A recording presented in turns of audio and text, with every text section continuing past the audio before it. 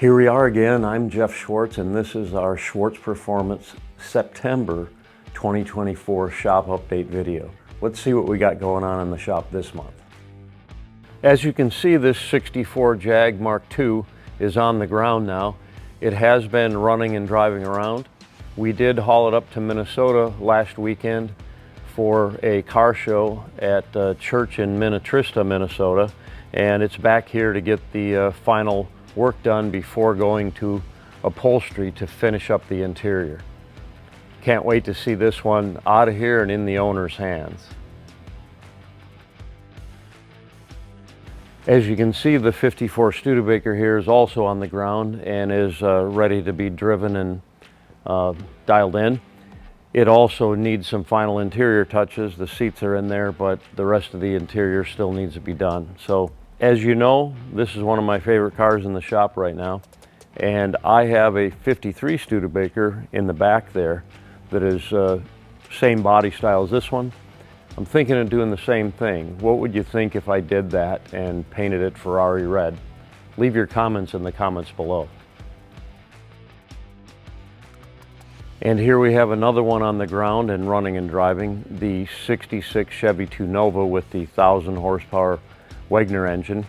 We've got to put a headliner in there before we can put the glass. We're doing a one-piece headliner and a few more interior touches, and then she'll be ready to go back to the customer. Assembly is continuing on this 66 Chevelle here. I think I misstated the engine in here last video. This is an LS7, not an LS3, as I probably said last month. Anyway, LS7 in this thing.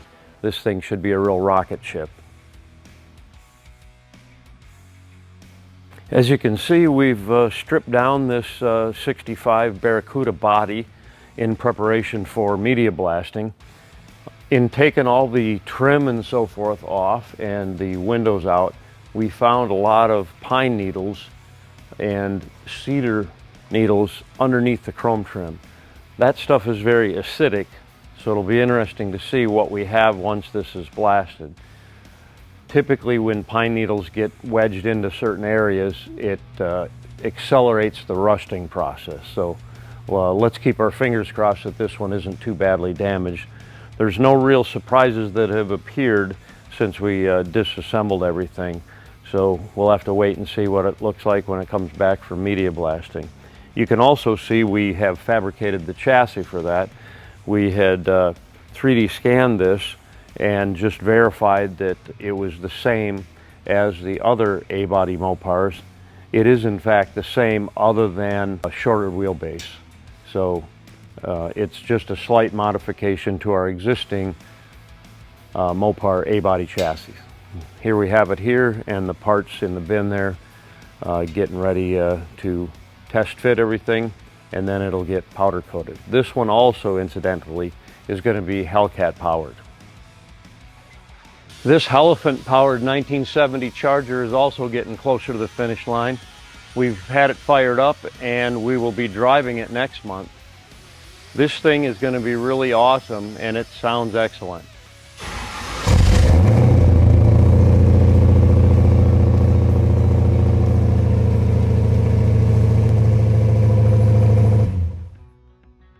Well, here's another new addition, a 65 Ford Mustang.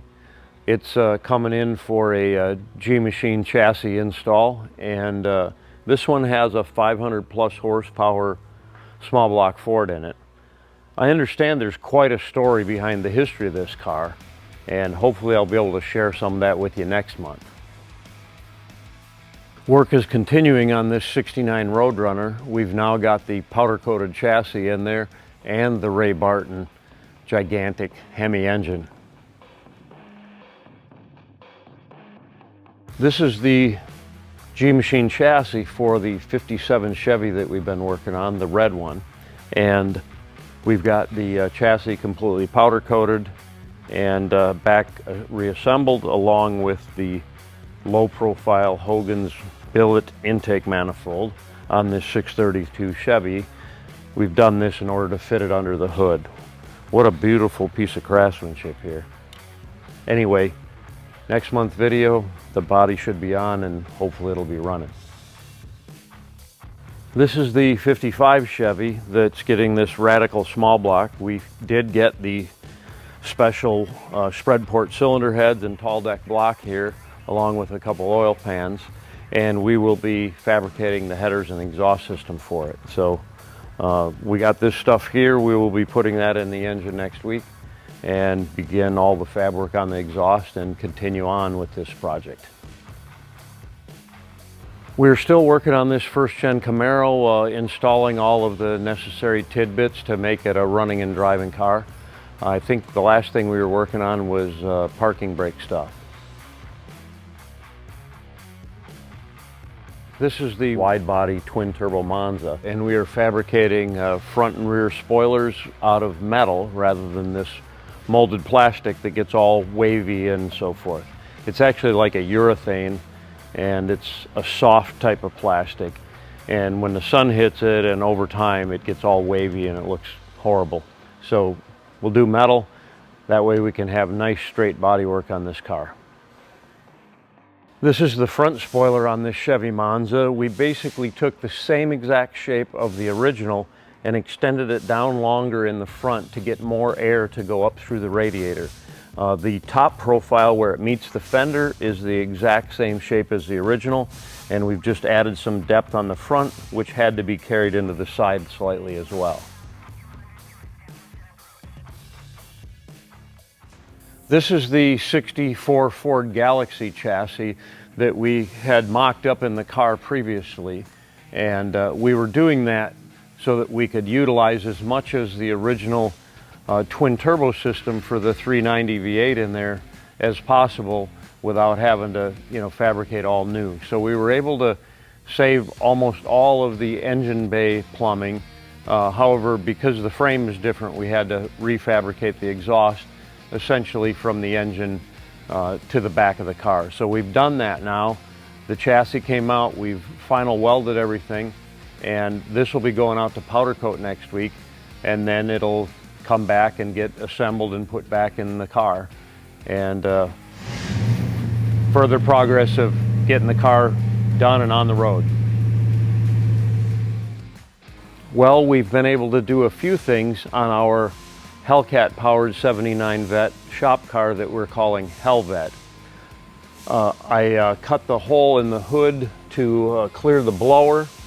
I fabricated some brackets and drilled and tapped holes in the headlight cover to permanently mount them to the body. We're not going to be using the flip-up headlight mechanism.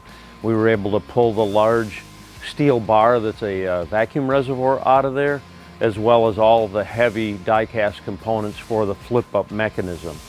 So these headlight covers have been bolted on from the bottom with some tiny screws threaded into the die casting, and then I've got one flathead screw on the top here. So those are permanently bolted in. We can unbolt them for access to components that are under there. We also have this fiberglass bumper that we are going to open up the center insert and make it more like a functional air inlet on the 73 Vettes, and I believe 74 might have had that as well, where that was an open grill in the center. So that'll get opened up to increase airflow. You may have seen on last month's video the large splitter that we're going to put on here, and that's going to direct a lot of air up through the bottom of the nose. So we'll have air coming through the grill openings in all three places, as well as underneath the nose. And then for headlights, we're not planning on driving this at night other than maybe coming home from a cruise night or an evening car show. So we're going to be mounting these rectangular headlights which have high and low beam and a turn signal built into them. These will be mounted back in the grill in the area where the parking lights and turn signals were originally, right in this corner of the grill opening. So that'll be permanently mounted in there on both sides. Obviously they'll be adjusted to aim them as well. So that's what we've done here. It'll have the stock, relatively stock look, but we've eliminated 100+ pounds of headlight mechanism stuff. So hoping to get this thing around 3,000 to 3,200 pounds maybe. So we'll see where it goes. If you'd like to guess on what the weight of this car is going to be finished, feel free to comment in the comments below. Well, most of the missing components that we needed for this Corvette chassis are now here and installed on the chassis. This should be going out to the shop that's building this car next week. And that's all we have for this month. Stay tuned and see what we have in store for you next month. And be sure and hit that subscribe button. Thank you for watching.